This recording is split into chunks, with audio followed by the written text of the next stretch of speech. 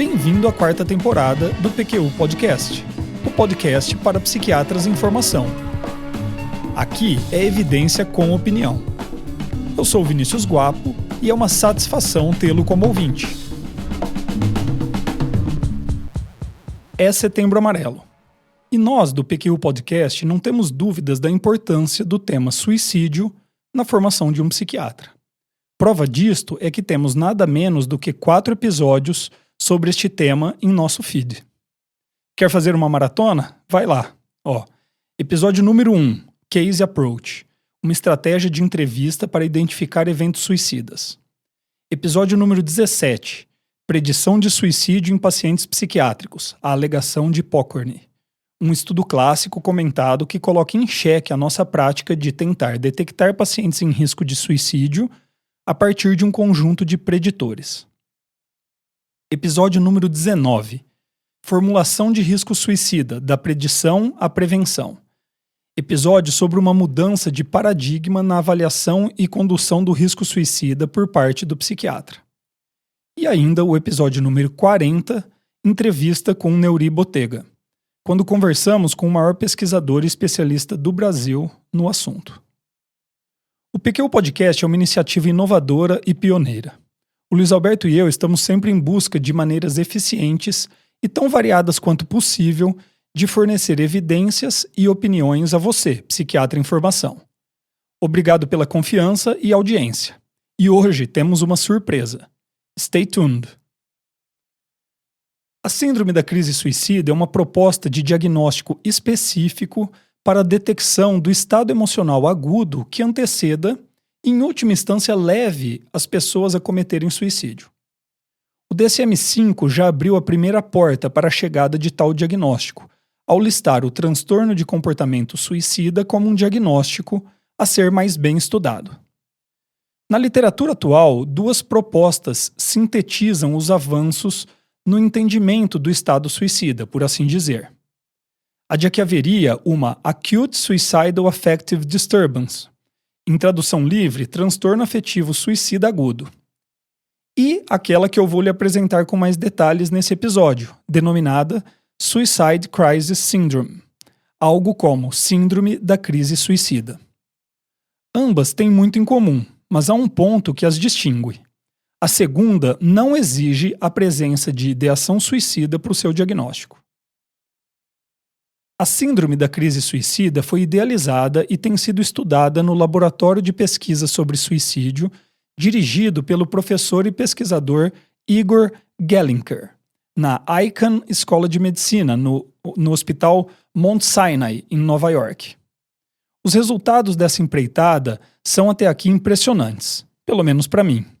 No meu entender, não haveria outro adjetivo para o achado de que pacientes com Síndrome da Crise Suicida têm uma chance até 7 vezes maior de tentar suicídio ao receber alta de uma internação psiquiátrica, quando comparados a pacientes sem este diagnóstico. Esse resultado mantém-se significativo mesmo quando controlado para a presença de ideação suicida ou a gravidade do quadro depressivo no momento da alta. A análise estatística mostrou sensibilidade de 44,4%, especificidade de 92,8%, valor preditivo positivo 36,4% e valor preditivo negativo de 94,7%. Mas na prática, vamos dar uma olhada mais de perto do que se trata esta síndrome. Uma revisão publicada em 2018 por Chuck e colaboradores vai nos ajudar nessa tarefa.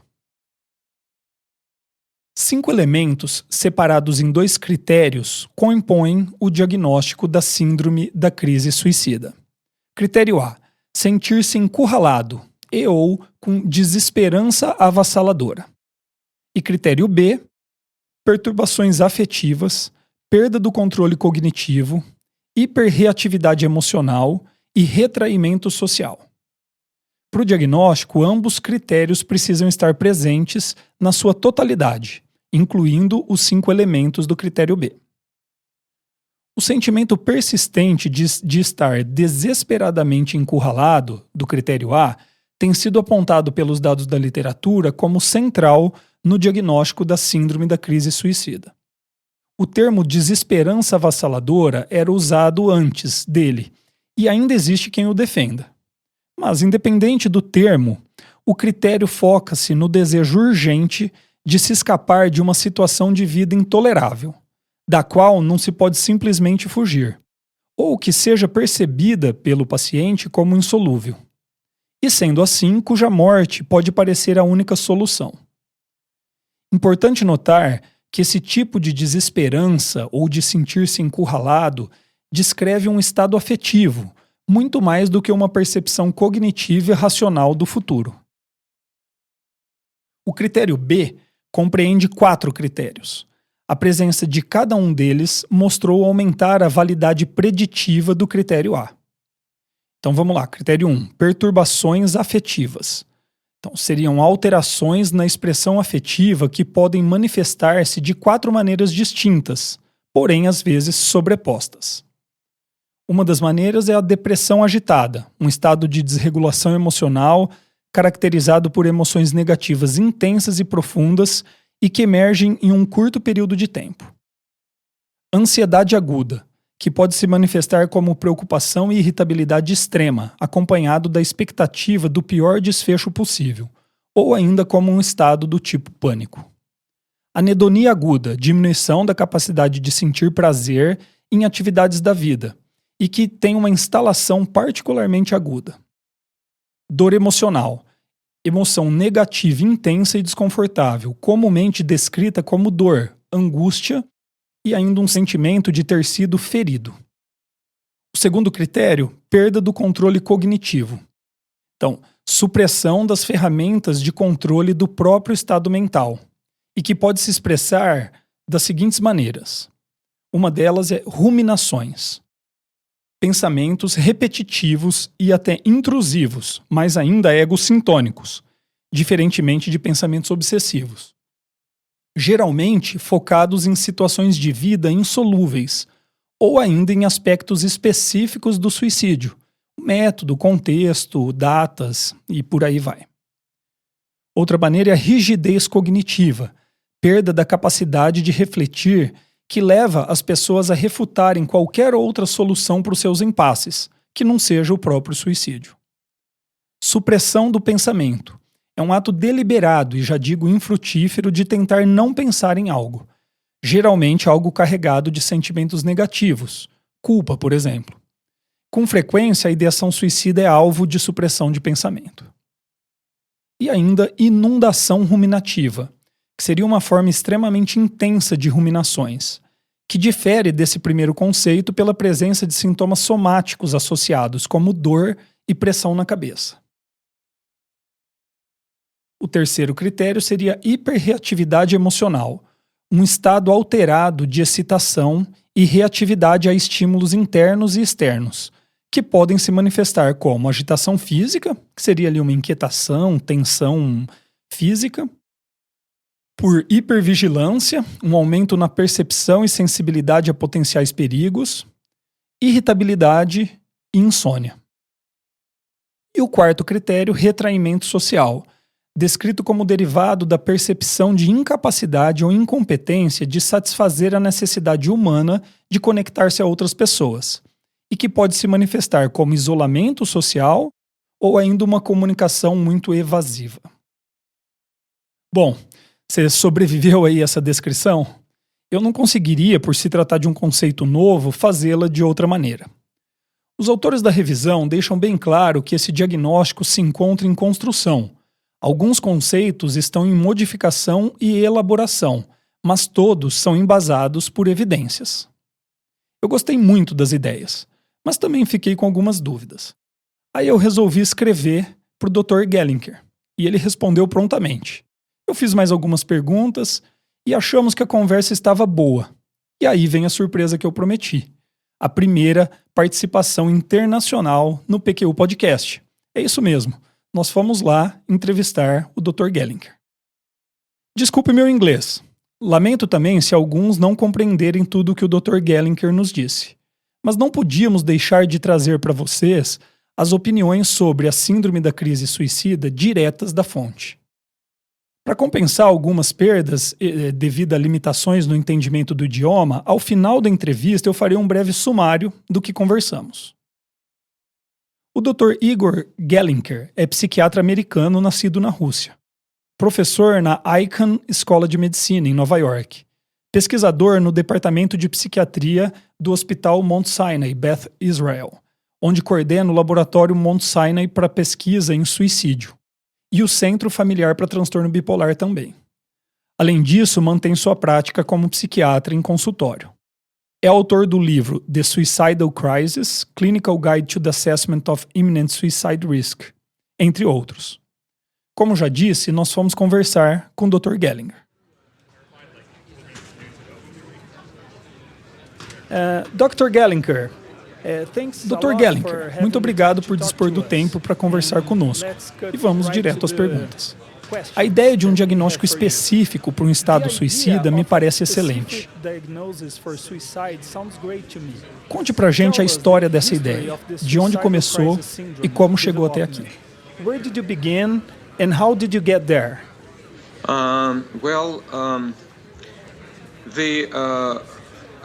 The idea came to me in the middle of my career and somewhat unexpectedly. But I was probably primed by what happened with one of my patients in the beginning of my career about 30 years ago. I was treating somebody who was suicidal because he lost a partner. And then after the partner died, it turned out that the partner had a double life. And my patient never recovered from that. And despite the treatment, and then went on to kill himself while in treatment with me. And he prepared it very carefully, and then he sent me a letter before he died that arrived several days after his death with a gift explaining that why he was misleading me all this time and absolving me of my guilt. And so that case struck me. It's now in the book, by the way, as one of the cases. Struck me in that how is it possible, or was it possible that somebody would have essentially a double life with me and would never tell me about his suicidal plans, which were very elaborate. So about 10 years later, then a medical director of American Foundation for Suicide Prevention, Paula Clayton, was giving a talk in our department about suicide prevention work that they were doing. And she spoke a lot about serotonin, impulsivity, brain imaging, genetics.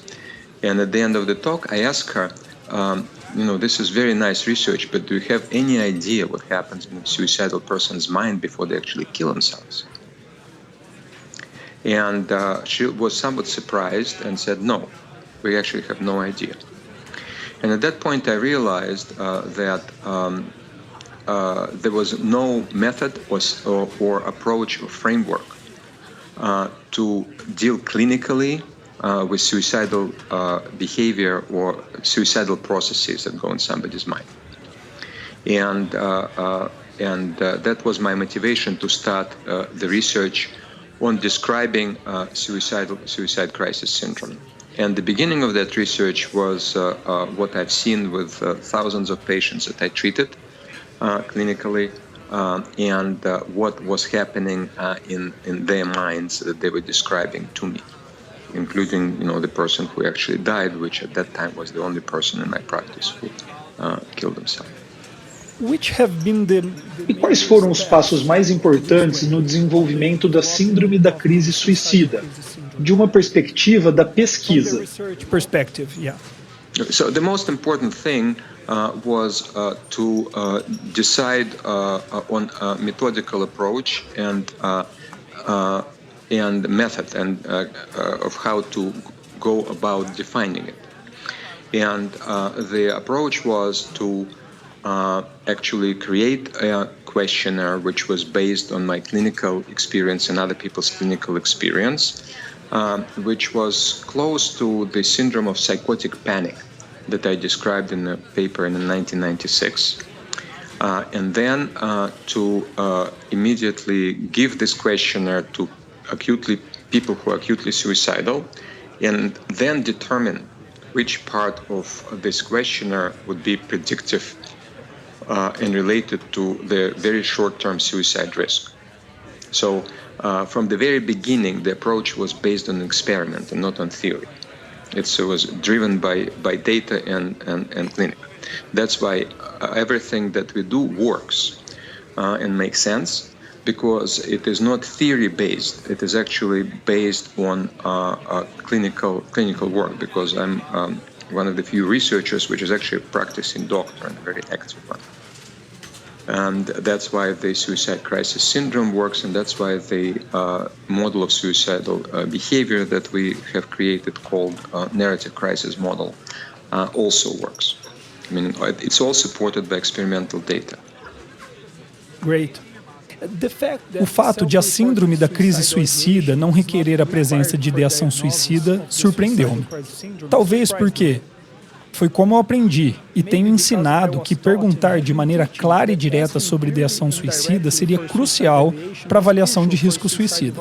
Me ajude. Como que eu posso entender isso aqui? You can't. I mean, you really can't because if you start thinking about this logically, our approach to assessing suicide risk has been absurd over the decades, and that's why our methods for suicide prevention that we have right now failed, and the suicide rate in the United States is increasing, and not only it is increasing, the rate is increasing. There is more and more people who are dying by suicide, and it's actually beyond alarming. I'll come back to your question, but since 1999, when the rate started increasing, in the United States, increase was 1% per year until 2006, 2% per year until 2016. In 2017, it was 17%. 4%. 2017, and in adolescence it was 10% over the last 4 years, 10% per year, and in children or pre-adolescents 10 to 14, it's 50% in 1 year. In 2017, that is what's happening in the United States. So it is actually quite absurd because it assumes that acutely suicidal person has a healthy mind. And that's the biggest misconception, really. So what I'm going to say right now sounds trivial and almost ridiculous, but and so ridiculous that I only arrived at this maybe last year. But let me ask you a question. Would you rely on a patient's schizophrenia to diagnose their own schizophrenia? Yeah, no. Would you rely on a patient with bipolar disorder to give themselves and as a mainstay of the assessment a diagnosis of bipolar disorder? Yeah, surely not. Okay, so both of these illnesses are less life-threatening than pre-suicidal mind.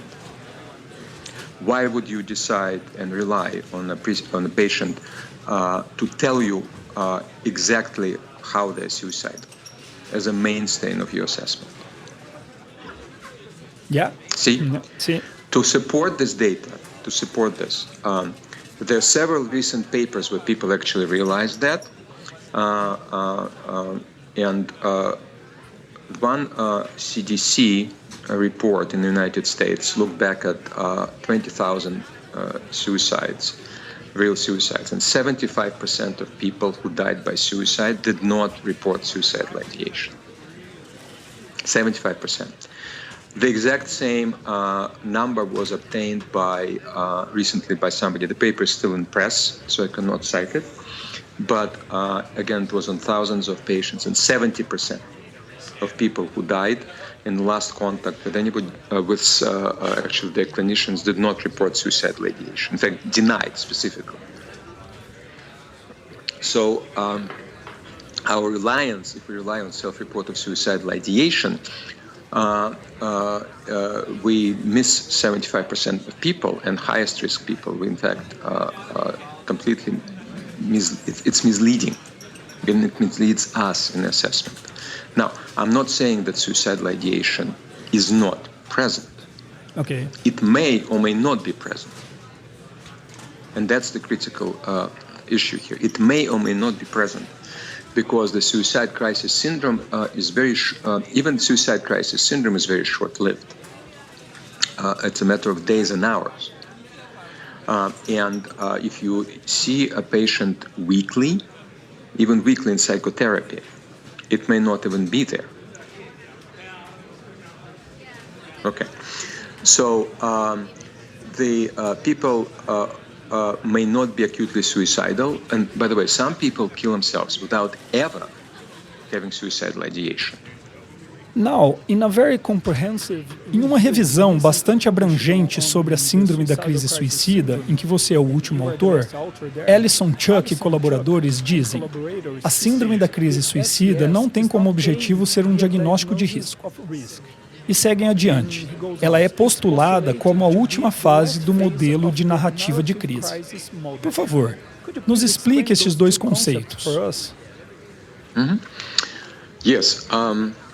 There is, first of all, the suicide crisis syndrome is a diagnosable mental state. Okay, it is as clinical and as clear and as circumscribed as an episode of a major depression or as a panic attack. So that is the distinction. That is a mental state that makes it likely for people that they would die by suicide or attempt suicide. But it is not a risk characterization, which would be a separate issue. So it is a mental state that can be diagnosed or a syndrome by clinicians or by lay people or even by patients themselves. Like people can say, I think I have a panic attack, or I had a panic attack. But they need to know what the symptoms are. And having this syndrome puts people at risk of attempting suicide. Am I being clear? Yeah, I'm following you. Okay. Yeah. Okay. So that is not because there is no category. Okay, meaning that at least yet, okay, there may be, may not be, of saying that, if you have this, then your risk is high. There is no, we don't have data. For instance, you may have data at some point that says the intensity of the syndrome measured by a particular scale, if you exceed the threshold, then your chances of a person's chances of attempting suicide would be 80% in the next 2 months or something like this. That would be a risk assessment, but we don't have data for that yet. It may become like that.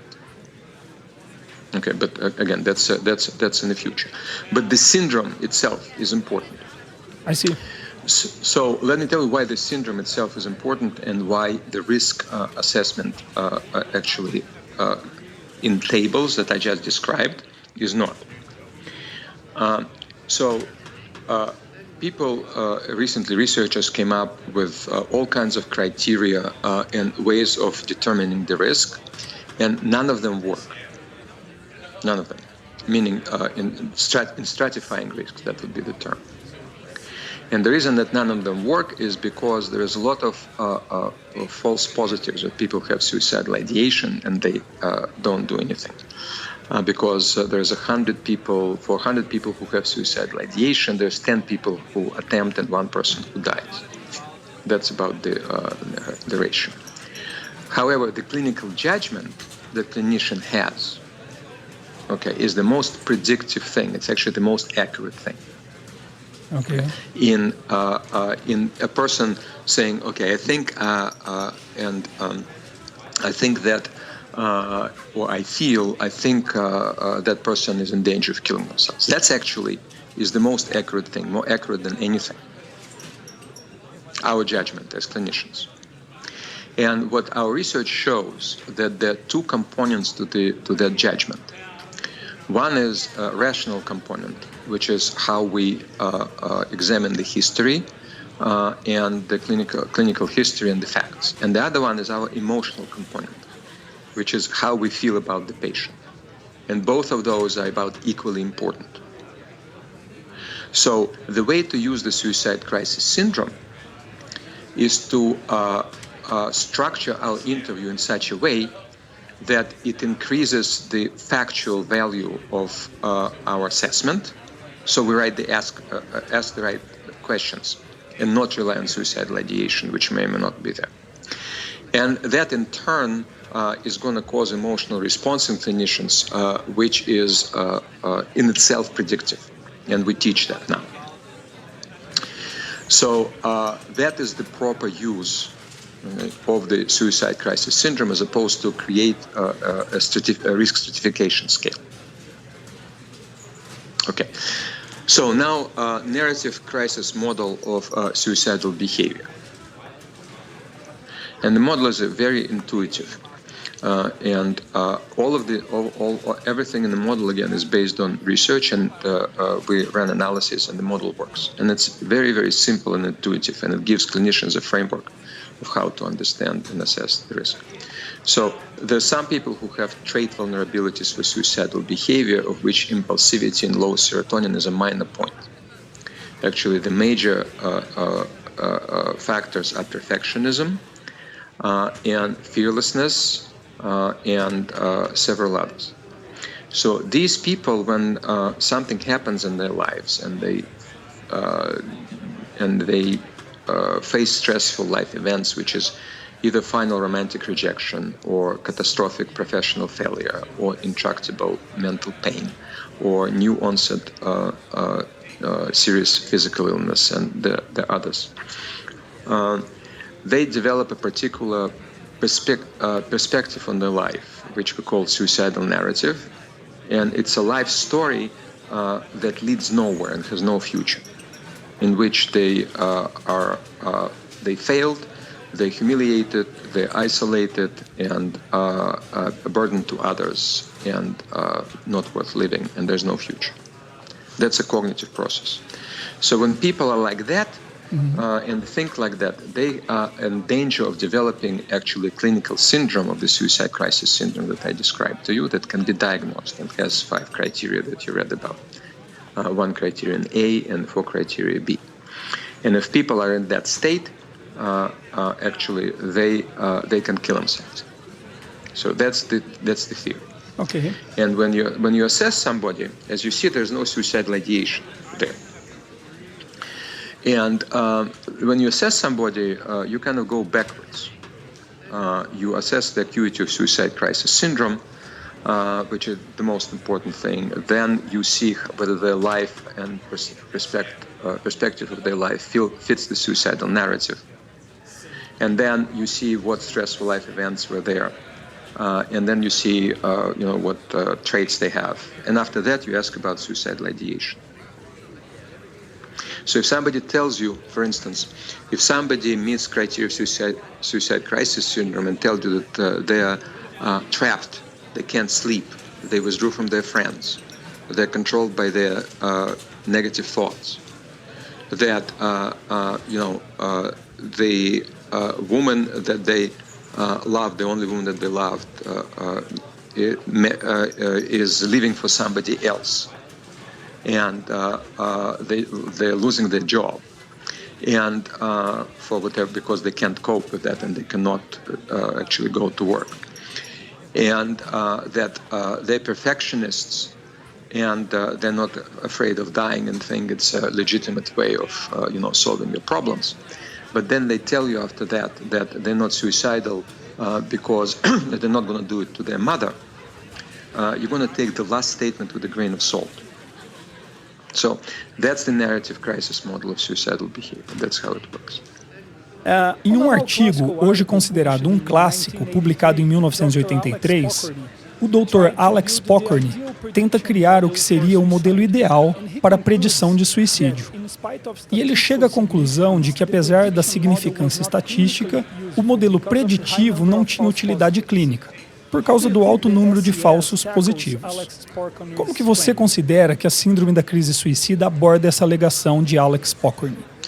I don't have the final answer yet, but we did a machine learning analysis of suicide crisis syndrome as a predictor in about 700 people. And the paper is not published yet, so I cannot give you the final result. Our false positive rate is 0.15%. Okay, that's low. That's low, yeah. And our positive predictive value is about, I think, the precision is about 70%. So it's actually the highest that has been reported. Okay, nice. Again, I cannot, there still may be mistakes in this analysis, okay, because, it hasn't gone through the peer review process. Okay. But that's our preliminary data. So we hope to publish it. And I'm going to be presenting it actually in October in the American Foundation for Suicide Prevention Suicide Summit. Nice work. And what are the points Quais os pontos que você acredita terem te levado a esses resultados? Por que este modelo parece ser melhor que os outros? The model informs clinicians' thinking and clinical judgment. That's critical. It is not a stratification scheme. It's not mathematical stratification scheme that if the score is 75, your risk is 95%. Okay. It is the clinical judgment that ultimately is important. It's not meant to be used as a table that says, okay, if the score is like this, you do it. You must do it. See what I mean? See, yeah.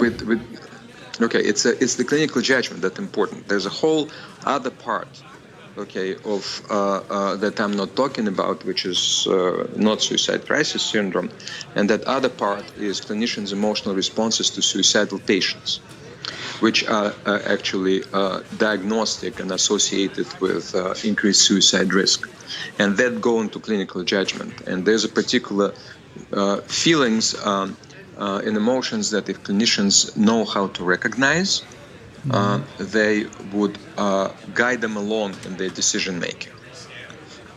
So that is a very, very important part. And we published on that and we continue to publish on this. And we're researching this further in how to teach doctors to not only identify the symptoms of suicide crisis syndrome, but also identify their own responses that would help them make correct decisions. Great. Yeah, got it. Well, Dr. Galynker, thanks again. Muito bom, Dr. Galynker. Muito obrigado pela presença aqui no PQU Podcast. E continue com um ótimo trabalho. Great work. Thank you for having me. And if anybody who listens to this would like to know more, I can be easily found online. And the book that details most of what I'm talking about, including clinicians' emotional responses, is available on Amazon. It's called The Suicidal Crisis. And it would answer a lot of people's questions. It's very, easily, it's readable. Ótimo. O Dr. Galynker narrou, eu diria que de maneira generosa, como perdeu um paciente por suicídio e como esta experiência motivou e moldou sua pesquisa sobre suicídio. Na mesma linha, em vários pontos da entrevista, o Dr. Galynker aponta a importância da experiência clínica na criação de hipóteses de pesquisa. Ele, inclusive, acredita a isso o sucesso que a estratégia criada por seu grupo, a Síndrome da Crise Suicida, tem tido em identificar pacientes em estado suicida, com relativamente boa sensibilidade e especificidade. Nós aqui do PQU Podcast gostamos dessa dobradinha, experiência clínica e evidência científica. Ele nos apontou como nossa perspectiva sobre predição de risco suicida e, por consequência, nossas medidas de prevenção têm sido historicamente equivocadas. Gostei da pergunta que ele me fez para embasar seu ponto. Você se basearia unicamente na opinião do paciente se ele está delirante ou não para fazer um diagnóstico de esquizofrenia? Ou ainda, você usaria majoritariamente a opinião do paciente se ele está exaltado para fazer um diagnóstico de mania? Então por que focaríamos na capacidade de um paciente com um funcionamento mental adoecido em comunicar ideação suicida para diagnosticarmos um estado suicida? Ele tem um bom argumento aqui, hein? Agora, nunca é demais reforçar. Não quer dizer que você não deva perguntar sobre a presença de risco suicida, de maneira clara e direta. Mas na formulação do Dr. Galynker, este deixa de ser um ponto central na avaliação de risco. Por fim, pergunto para ele se ele tem hipóteses de como chegou a um modelo de avaliação com resultados tão positivos, particularmente ao lidar com o problema classicamente descrito por Alex Pokorny, de um alto número de falsos positivos. Ele me diz que não tem certeza, mas que julga que o fato de a avaliação proposta por seu grupo se originar da prática clínica e levar em consideração o julgamento clínico do psiquiatra tem algo a ver com isso. Ele aproveita ainda para dar alguns dados recém-saídos da planilha do Excel sobre a sensibilidade e especificidade da Síndrome da Crise Suicida. Exclusivo, só para você que escuta o PQU Podcast. Bom, ficamos por aqui. Espero que tenham gostado. Acesse nossa página no Facebook. Lá você vai ficar por dentro de tudo o que acontece no PQU Podcast. Visite nosso site www.pqpodcast.com.br. Nele estão disponíveis todos os episódios já publicados, com as respectivas referências, organizados por data, autor e sessão. O PQU Podcast agradece sua atenção.